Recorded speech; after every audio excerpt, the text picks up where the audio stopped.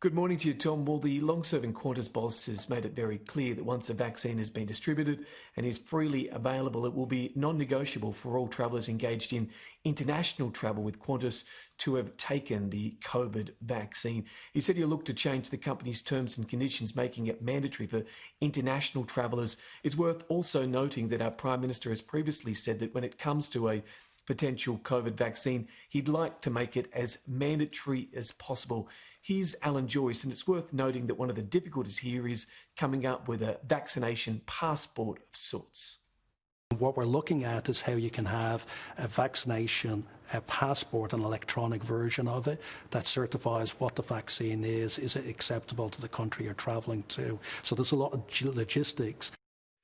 Now, at this stage, Alan Joyce has stopped short of saying it would also be mandatory for domestic travel.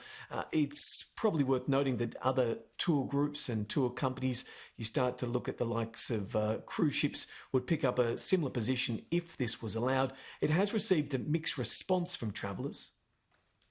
So you've got no worries about getting a vaccination passport? No issues at all. Because an airplane's a really enclosed space and it makes a lot of sense. I'm pretty healthy, so I don't know if I'd want a vaccination. I feel it'd be great for those at the front lines, for those that are high at risk.